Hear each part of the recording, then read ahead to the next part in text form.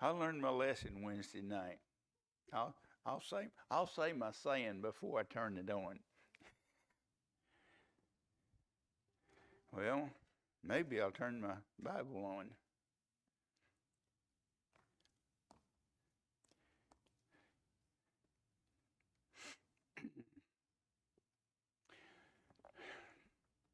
We are going to be short and sweet tonight. Um, we're going to start in Mark chapter 1, verse 39, and read through Mark chapter 2 and verse 12.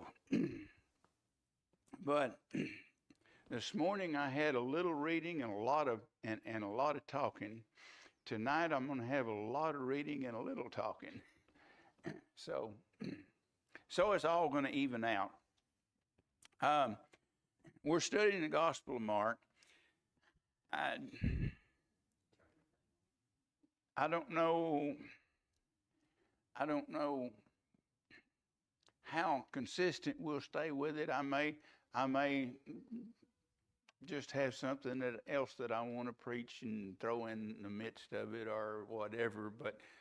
But for now, we are studying the Gospel of Mark. He portrays the Lord as a servant, and we've seen how that his intent is to do the Father's will, and so he served the people. What we learn from that is he is our example, and if we're going to serve God, the only way to serve God is to serve people, to serve others, and so it is. Let's just begin. Mark chapter 1, verse 39. And he preached in their synagogues throughout all Galilee and cast out devils. And there came a leper to him, beseeching him and kneeling down to him, saying unto him, If thou wilt, thou canst make me clean. Jesus, moved with compassion, put forth his hand and touched him, and saith unto him, I will, be thou clean. And as soon as he had spoken, immediately the leprosy departed from him, and he was cleansed. And he straightly charged him forthwith, and sent him away. And he saith unto him, See thou say nothing to any man, but go thy way, show thyself to the priest, and offer for the cleansing those things which Moses commanded for testimony unto them. But he went out and began to publish it much, and to blaze abroad the matter, insomuch that Jesus could no more openly enter into the city, but was without in desert places, and they came to him from every quarter.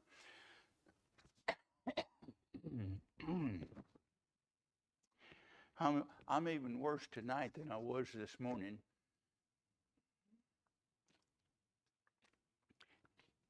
And I have been battling with this for over 2 weeks. Yeah, well, it's been a month. Now, that's over 2 weeks.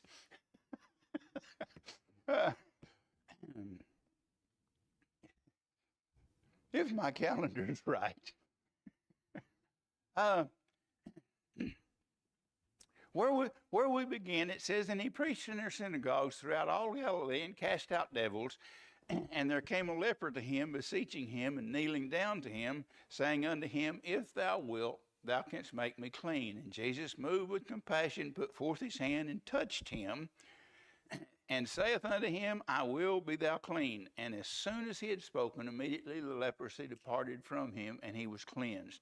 First of all, notice he preached in their synagogues throughout all Galilee.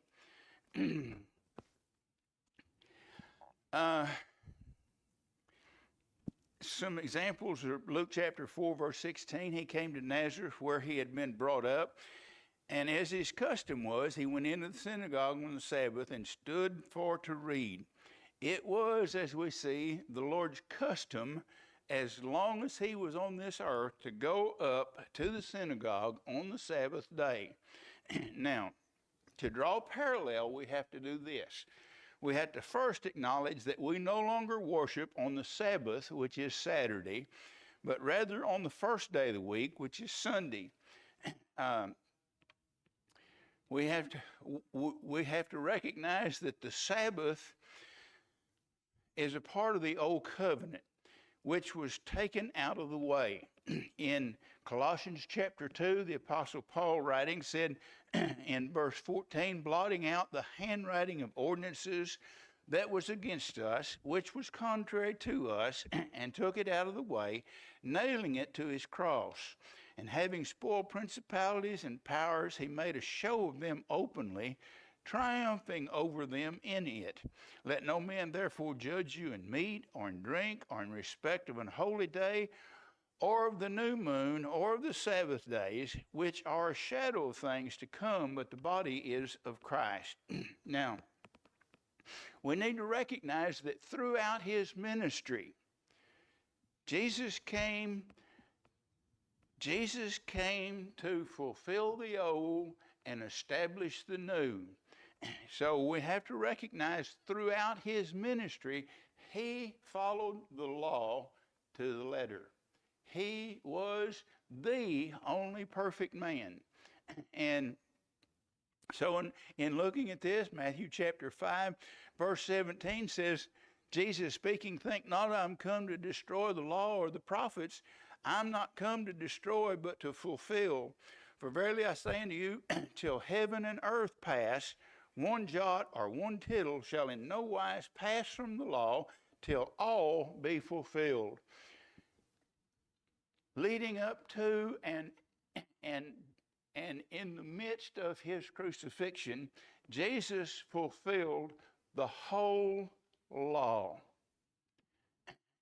When he said it was finished, it meant that the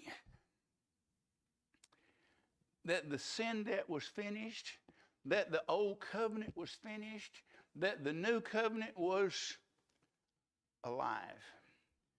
And so we have to recognize Jesus followed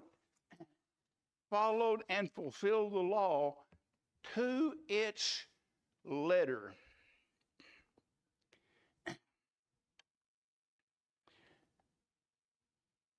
And then we have to recognize, am I skipping something here?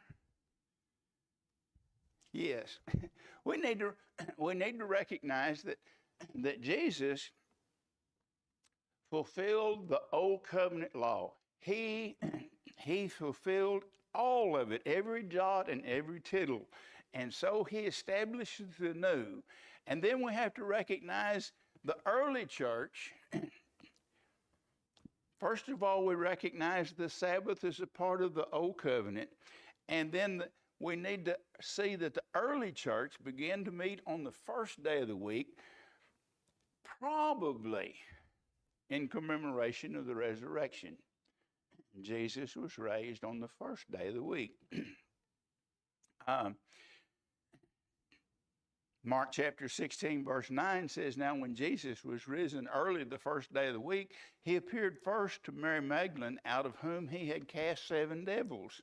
And then in Acts chapter 20, we find the Apostle Paul speaking to a New Testament church.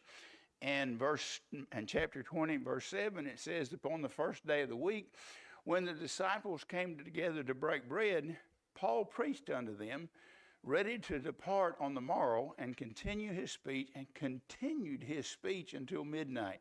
This is the example where we remember the young lad sitting up in the high loft and he fell down and broke his neck because he fell asleep during the preaching. Let that be a lesson. I can't come and heal you. But as we look at this, we see that, again, 1 Corinthians chapter 16 and verse 2, upon the first day of the week, let every one of you lay by him in store as God hath prospered him, that there be no gatherings when I come. Again, the Apostle Paul writing to the church at Corinth. Now, What parallel should we draw from this? Well, to begin with, we need to recognize Jesus is our great example, and the parallel that we should draw from this is simply this. If you would be a faithful servant, weekly worship at a designated time will be your custom. Our weekly worship at a designated time is Sunday morning at 9:45 and Sunday evening at 5 o'clock and Wednesday night at 7. If you would be a faithful servant, weekly worship will be your custom. Now, then there's this leper. It says, and there came a leper unto him, beseeching him and kneeling down to him and saying unto him, If thou wilt, thou canst make me clean. Consistently throughout the Lord's ministry, he continued to perform miracles such as this. We have to remember that the miracles were to authenticate his authority and to authenticate the message of the new covenant. Jesus is here to fulfill the old and bring us the new. And so in preparation, these miracles are to authenticate his message concerning the new covenant.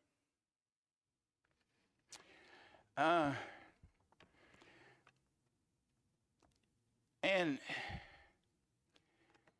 here he told him not to tell anyone.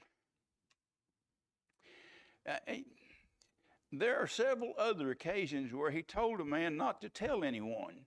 Now, I didn't take time to search out all the references, but there are at least 9 verses in which the Lord said, "Tell no one." Why? The only purpose I can find in it would be that he's seeking not his own glory. We talked about this morning in Sunday school. The Corinthians were misusing the miraculous gifts, and they were drawing attention to themselves rather than to the message. And they were kind of patting themselves on the back rather than edifying the church. And so, the only reason that I can think of would be that he said, I seek not my own glory. There is one that seeketh and judgeth. John chapter 8 and verse 50. Over and over, Jesus said, it is the Father who does these things. So, in looking at this, it says Jesus, moved with compassion, put forth his hand and touched him, and saith unto him, I will be thou clean. I should have put a little more pause between there. I will be thou clean. And as soon as he had spoken, immediately the leprosy departed from him, and he was cleansed. And he straightly charged him, and forthwith sent him away, and saith unto him, See thou say nothing to any man, but go thy way, show thyself to the priest, and offer for thy cleansing those things which Moses commanded, for a testimony unto them. Still old covenant, still law. He's fulfilling even this. He's fulfilling the law. One thing that stands out to me, and it's not in my outline, but I've got to mention it, is the fact that Jesus did this on more than one occasion. It was taboo to touch a leper. And yet Jesus laid his hand on him and said, "Be clean." And he was. Well, at any rate, he went out in verse 45 and began to publish it much and to blaze abroad the matter, insomuch that Jesus could no more openly enter into the city, but was without in desert places, and they came to him from every quarter. That'd be another good reason for him to not tell anybody, because now Jesus can't get back in the city for the crowd. But still people came out to him. In chapter 2, see, we're moving along. I told you this is going to be short and sweet. Anything in God's word is sweet. And most anything I say is short. So the two go together very well. And again he entered, chapter 2, verse 1, and again he entered into Capernaum after some days, and it was noised that he was in the house. And straightway many were gathered together, insomuch that there was no room to receive them, no, not so much as about the door, and he preached the word unto them. Probably the one thing that we ought to notice in this more than anything else is he preached the word unto them. He preached the word unto them. When Paul admonished Timothy, a young preacher, he said, "Preach the word." And we are told to be a witness, to take every opportunity we have to tell someone about Jesus. Our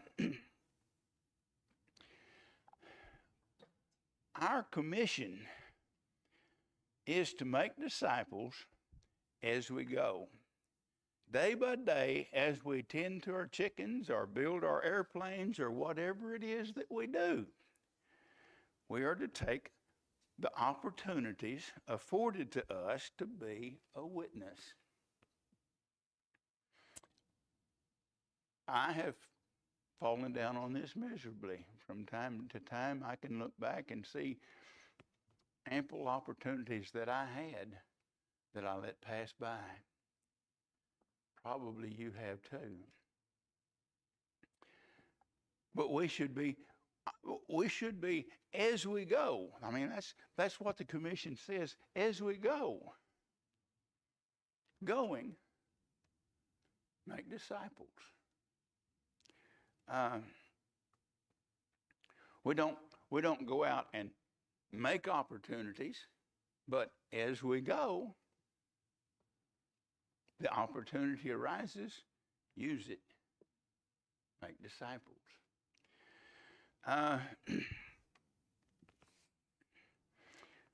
When he returned again to Capernaum, he healed those that were sick, that were brought to him, but his purpose was that he preach the word. I mean, there's really no way of numbering the people that Jesus healed during his 3.5 years of ministry.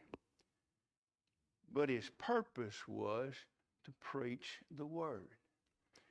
And our purpose should be to preach the word. In verse 3, there come unto him, bringing one sick of the palsy, which was born of 4. And when they could not come nigh unto him for the press, they uncovered the roof where he was, and when they had broken it up, they let down the bed wherein the sick of the palsy lay. Jesus saw their faith. He said unto the sick of the palsy, "Son, thy sins be forgiven thee." Now,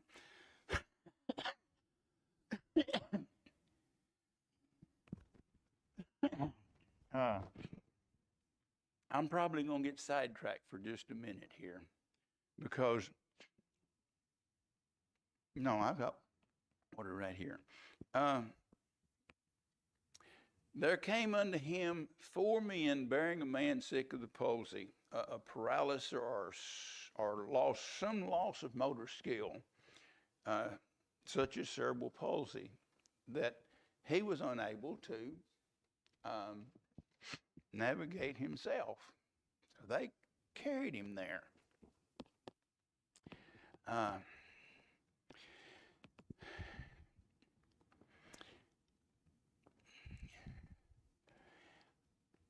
I want to say I don't think any one of these 4 men was Lazarus. Okay. It's been some time back, some years back now, but a Christian music group made a little song about this, and they immediately put one of those men as being Lazarus, and he said, "My name is Lazarus, and I'm here to testify," and so on and so on. And it kind of indicates that the others were a little doubtful. I don't think any one of the 4 was Lazarus, and I don't think any one of the 4 had any doubts. I say that because today, gospel singers who take so much political license as this kind of get under my dander. You know, it's like Doris has a disc, a CD. Actually, it's mine, but she uses it. A group that we met, we met part of the group. One of the singers, I think the bass singer, came to Oakdale Church for a while, and he gave me a CD that they had called Sunshine or something like that, and it had a song in it where the woman said, "Come to the living waters," and one course you're bathing in it, and the next course you're drinking it. And I tell her, there she is drinking the bath water again. But you know, stuff like that is, excuse me. Stuff like that's kind of like the drop kick me Jesus through the goalposts of life. That's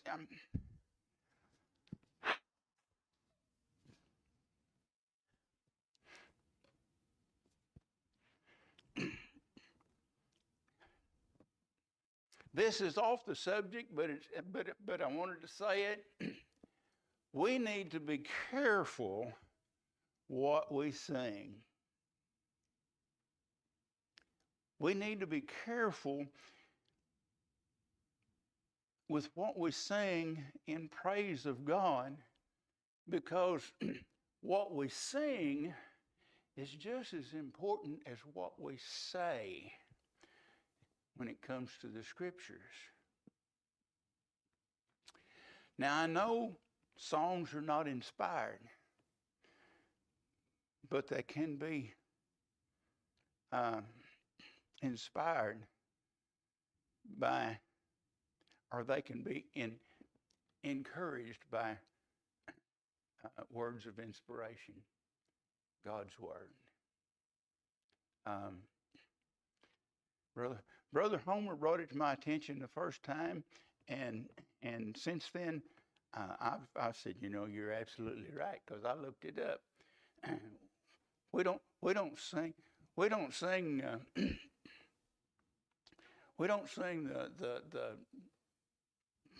I don't know the title of the song, but has when you hear a little prayer wheel turning, you know what a prayer wheel is? A prayer wheel was used by Buddhists.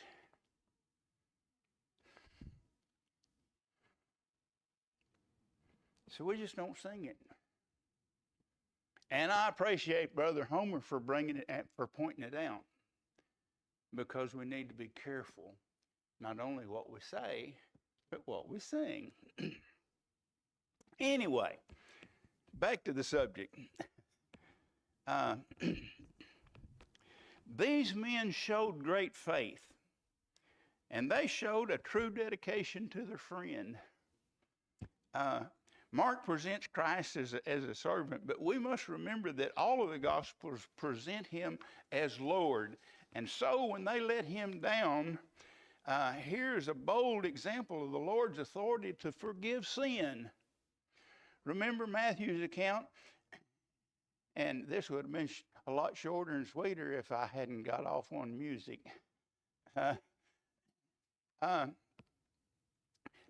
Matthew's account of the Great Commission says, all exousia, authoritative power, is given unto me in heaven and in earth.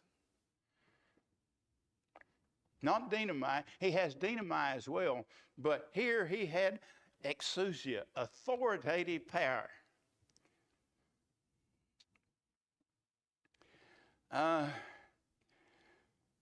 Well, he says boldly, son, your sins are forgiven. There are some who took exception to that. And so they said, there were certain of the scribes sitting there and reasoning in their hearts, why does this man speak blasphemies? Who can forgive sin but God only? Immediately when Jesus perceived in his spirit that they so reasoned within themselves, he said unto them, why reason ye these things in your hearts? Whether it is easier to say to the sick of the palsy, thy sins be forgiven, or to say, arise, take up thy bed, and walk. But that you may know that the Son of Man hath power on earth to forgive sin, he saith to the sick of the palsy, I say unto thee, arise, take up thy bed, and go thy way into thy house. And immediately he arose, took up the bed, and went forth before them all, insomuch that they were all amazed, and glorified God, saying, we never saw it on this fashion. Another example of his power was, they were thinking it. They didn't say nothing. They were thinking it. And he knew what they was thinking.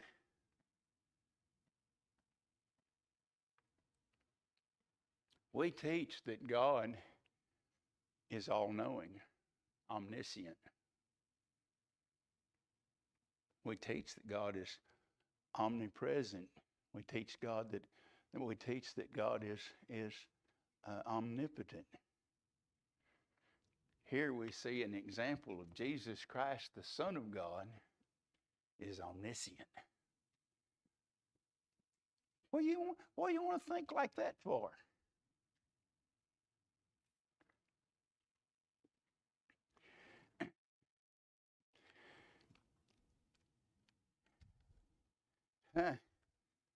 He posed the question, which is easier, to forgive his sins or to heal his body?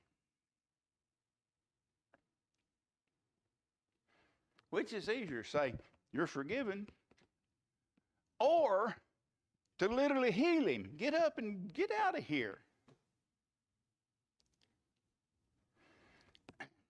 So he heals the man. And then says,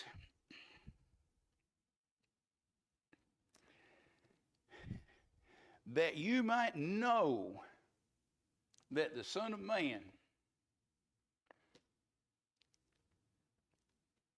has power on earth to forgive sin. Get up, fella. Take your bed and go home.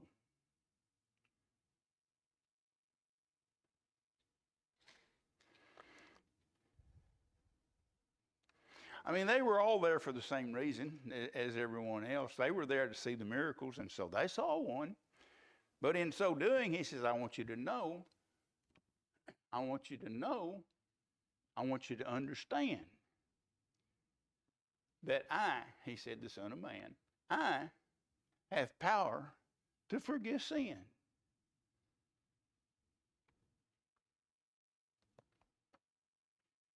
and he forgave mine.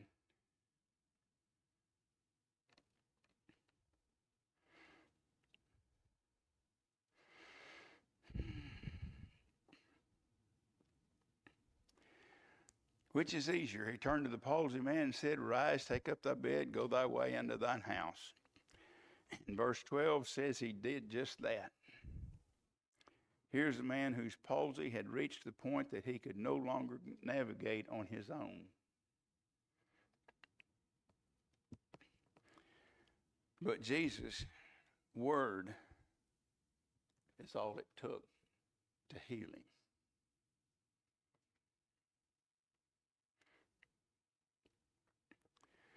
him.